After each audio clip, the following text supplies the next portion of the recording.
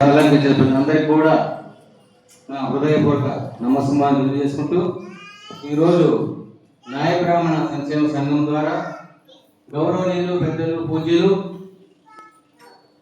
గురుస్వామి గారు గురు ఆది మంత్రానికి అధిపతి ఆ గురుస్వామి గారు ఈ యొక్క న్యాయ బ్రాహ్మణ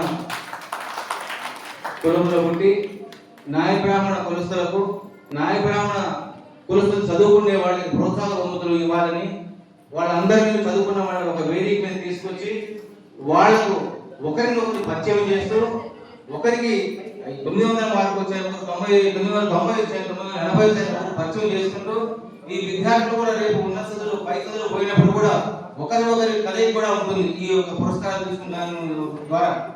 కాబట్టి అలాంటి పరిచయం ఏర్పాటు చేసినందుకు గురుస్వామి గారికి ముఖ్యంగా నేను మరొకసారి ధన్యవాదాలు తెలియజేసుకుంటూ ఈరోజు జ్యోతిరావు పూలే గారి ఆశయాలకు అదేవిధంగా వారి ఆశయాలకు సిద్ధాంతాలకు కట్టుబడి డాక్టర్ బిఆర్ అంబేద్కర్ గారు అదేవిధంగా కొల్హాపూర్ రాజు ఉన్నటువంటి సాహు మహారాజ్ గారు మొట్టమొదటిసారిగా బీసీలకు తన స్థానంలో రిజర్వేషన్ కల్పించిన వ్యక్తి సాధు మహారాజ్ గారు. అదేవిధంగా తమిళనాడులో పెరియార్ గారు బీసీలకు రిజర్వేషన్ కల్పించడంలో. అయితే ఈరోజు మనము ఈ శుభదినము ఈ యొక్క న్యాయ బ్రాహ్మణ సంఘము ఈ యొక్క ప్రోత్సాహ భవనంలో ఏర్పాటు చేసుకున్న సందర్భంలో ముఖ్యంగా బీపీ మండల గారి యొక్క జయంతి ఈరోజు వారి పుణ్యమనే మనం కేంద్ర ప్రభుత్వంలో 27% రిజర్వేషన్ మనం లబ్ధి పొందుతున్నాం. కాబట్టి బీపీ మండల గారు వారు ఆ రోజు బీపీ సింగ్ గారి ప్రభుత్వంలో ఉండి కూడా తన యొక్క కమిషన్ నివేదిక పొందుపడతాను 11 పాయింట్లు ఎంటర్ చేస్తే వాటిలో ఒక్క పాయింట్ మాత్రం 27% సబబే బీపీ మండల అని కేంద్ర ప్రభుత్వమే తల నుంచి 25% రిజర్వేషన్ మొట్టమొదటి 1992లో కల్పించి 93 నుంచి ఇంప్లిమెంట్ చేయడం జరిగింది. ఎందుకంటే ఆ విధంగా చేసినప్పటికీ ఆంధ్రప్రదేశ్ జ్యోతిరావు పూలే గారు స్వర్గీయ శ్రీ ఎన్టీ రామారావు గారు వారు ఈ యొక్క మండల ఎలక్షన్ ఏదైతే జరుగుతున్నాయో వాటిలో రిజర్వేషన్ ఇచ్చిన ఘనత విపిసి అండ్ స్వర్గీయ ఎన్టీ రామారావు గారిని కూడా ఈరోజు మనం చేసుకోవాల్సిన అవసరం ఎంతైనా ఉంది. అయితే వాళ్ళు మనకు రిజర్వేషన్ తెచ్చిన తర్వాత మనం ఏం చేస్తున్నాం, అక్రమంగా వాళ్ళకు బానిసై వాళ్ళు చూపేటువంటి ప్రలోభాలకు తాగుడుకు తిండికి బానిసై డబ్బుకు బానిసై మనం మన వ్యక్తిని నిలబెట్టి కూడా మనం వాళ్ళ మందిని ఓడించుకుంటూ వాళ్ళని గెలిపించుకొని మన పురాణి మీద ఎక్కి తొక్కించుకుంటా ఉన్నామే. కానీ మన వ్యక్తి సామాజిక ఏ కులవతనైనా కానీ 139 ఉన్నటువంటి బీసీ కులాలు ఏ వర్గానికి చెందిన వాడు కానీ నిలబెడితే వారిని మనం ఓటు గెలిపించుకోవడానికి మనం సుఖంగా లేము. అంటే మనకు స్వాతంత్రం వచ్చి 80 సంవత్సరాలు అవుతున్నా కానీ ఇంకా అక్కడ వర్గాలు 10% వాళ్ళ కాలంలో మనం తొక్కించుకోవడానికే మనం ప్రయత్నం చేస్తున్నాం.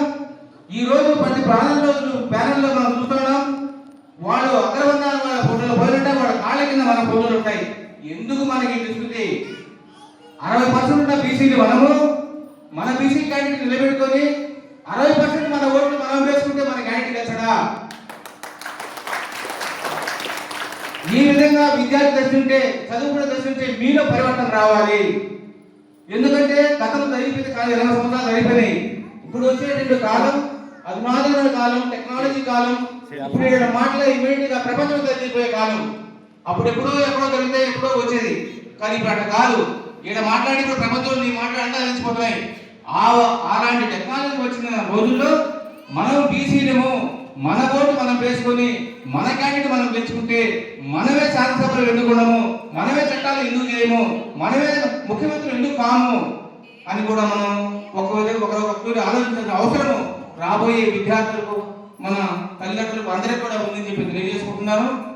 అదేవిధంగా మనము ఈరోజు మనకు చదవానికి మనకు ఉండేటువంటి ఆయుధం అంటే బిఆర్ అంబేద్కర్ ఏదైతే ఓటు అనేటువంటి పదునైన ఆయుధం ఇచ్చాడు, ఆ ఆయుధాన్ని మనం వృధా చేయకుండా మనం సరైన క్యాండిడేట్ వేసి గెలిపించుకోవాలా. అదేవిధంగా చదువు చదువుతోనే సంస్కారం వస్తుంది, చదువుతోనే మనం బాగుపడతాం. ఎప్పుడైతే చదువు ఉంటుందో మనకు ఉద్యోగం రాకపోయినా మనకు జ్ఞానం వస్తుంది. ఆ జ్ఞానంలో 10 రకాలుగా 10 వ్యాపారాలు చేస్తూ 10 ఇండస్ట్రీలు పెట్టి 10 రకాలుగా మనం డెవలప్ కావచ్చు. కాబట్టి ఆ విధంగా మనందరూ కూడా ముందుకు నడవాలని చెప్పేసి, అదేవిధంగా ఈ రోజు ఉన్నటువంటి చౌరవృత్తి రాను క్షీణించిపోతా ఉన్నది కులవృత్తి. ఎందుకంటే ఈ యొక్క సెల్యూల్లో కొత్త ఫ్యాషన్ వచ్చినాయి, దాని ద్వారా కులవృత్తులు దూరం అయిపోతుంది. ఇప్పుడైనా మీరు కొత్త టెక్నాలజీలు నేర్చుకుని మంచి విద్యతో ముందుకు నడవండి. కులవృత్తులు దూరం అయిపోయే రోజులు వచ్చినాయి. కాబట్టి చదువుతోనే మీ భవిష్యత్తు బాగుంటుంది. ఆ విధంగా మీరందరూ కూడా ప్రయత్నం చేయాలని, ఈ సమాజంలో మన వాళ్ళు చాలా మంది కూడా ఈ నాయి సన్నాయి ఎవరికి చావు కానీ పెళ్లికి కానీ తందుకు కానీ ముఖ్యంగా నాయి లేనిదే ఏ పని జరగదు, అవి ముందుకు కదలవు. అంతటి ఘనత ఉన్నటువంటి మన వృత్తిని మనం తగ్గించుకోకుండా మనం మన పిల్లలు మంచి భవిష్యత్తు ఇచ్చేదానికి చదువులు చెప్పిస్తూ, అదేవిధంగా కూడా సంఘ విద్య రోజు మనం 10 రూపాయలు కష్టపడి బ్యాండ్ పోయి దానికి పోయి శవరం చేసి సంపాదించుకొని తాగి తందాలనుకుండా పైసా కూడబెట్టుకొని మీ పిల్లల భవిష్యత్తు కోసము, వాళ్ళ చదువు కోసము, వాళ్ళ ఉన్నత కోసము మీరు కృషి చేయాలని చెప్పేసి మేము నమస్ఫూర్తిగా కోరుకుంటూ, మీరు ఈ కార్యక్రమాన్ని జయప్రదం చేస్తున్నటువంటి మన గురుస్వామి గారు వయసులో పెద్దవారైనా వారు ఈరోజు ముందుకొచ్చి ఈ కార్యక్రమం చేస్తున్నారంటే మనం అందరం కూడా ఆయనకు శిరస్సు నమస్కారాలు చేయాలి.